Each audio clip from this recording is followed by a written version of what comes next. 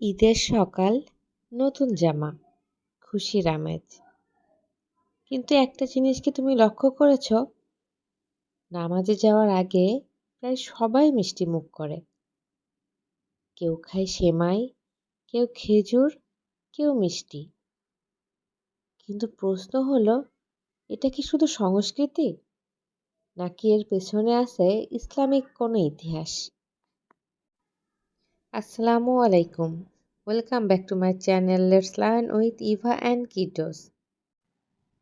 আজ আমরা জানব নবীজি সাল্লাল্লাহু আলাইহি ওয়াসাল্লাম এবং তার সাহাবীগণ ঈদের দিন কি খেতেন, আর সারা বিশ্বের মুসলমানরা কিভাবে পালন করে এই সুন্দর সুন্নাহ। ইসলামে ঈদের দিন শুধু উৎসব নয়, এটা আল্লাহর পক্ষ থেকে পুরস্কারের দিন।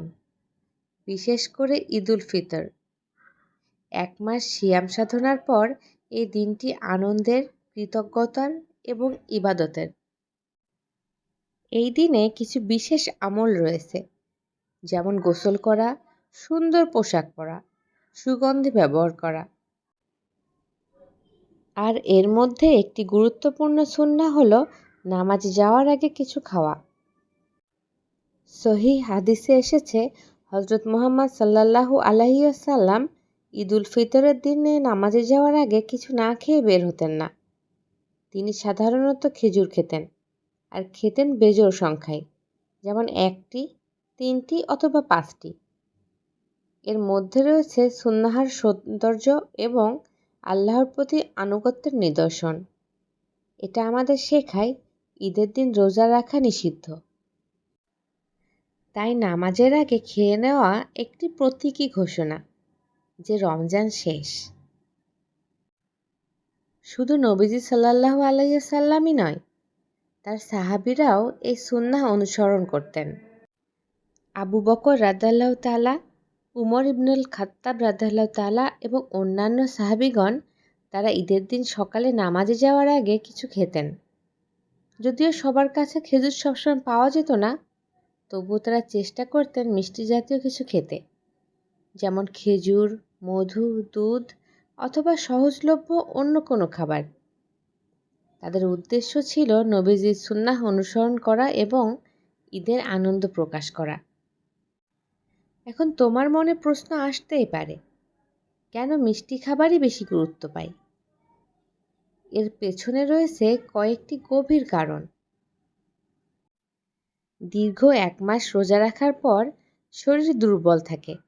মিষ্টি খাবার সেজন্য দ্রুত এনার্জি দেয়। মিষ্টি মানেই খুশি, আর ঈদ হলো খুশির দিন।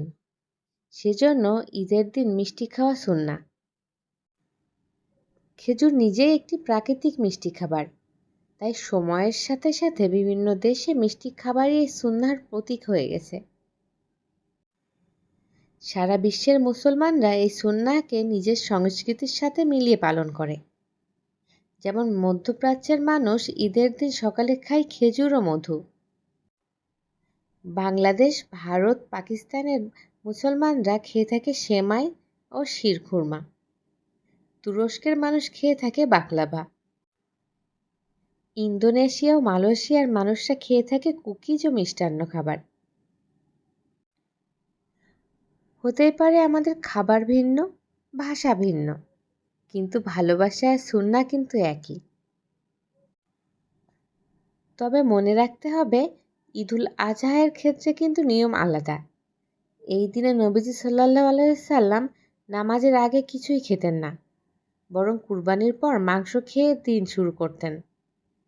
এটা আমাদের শেখায় ইসলামের প্রতিটি ইবাদতের নিজস্ব সৌন্দর্য রয়েছে। তাই এবার থেকে ঈদের সকালে তুমি যখন এক টুকরো মিষ্টি বা খেজুর মুখে তুলবে, মনে রাখবে এটা শুধু খাবার নয়, এটা নবীজির সুন্নাহ, এটা সাহাবীদের ভালোবাসার অনুসরণ, এটা আমাদের ঈদের আনন্দের সূচনা। আজকের মতো এ পর্যন্তই। আমাদের ভিডিওটি ভালো লেগে থাকলে আমার চ্যানেলটি সাবস্ক্রাইব করে বেল আইকনটি অন করে দিও, যাতে নতুন কোনো ভিডিও আপলোড করলে নোটিফিকেশন তোমার কাছে সবার প্রথমে পৌঁছে যায়। আর আজকের ভিডিওটি ভালো লাগলে ভিডিওটিতে অবশ্যই লাইক করে দিও। আর কমেন্ট বক্সে জানিয়ে দিও তোমরা ঈদের দিন সকালে কোন মিষ্টি খাবারটি খেয়ে থাকো। সবাইকে পবিত্র ঈদ উল ফিতরের অনেক অনেক শুভেচ্ছা। ঈদ মোবারক।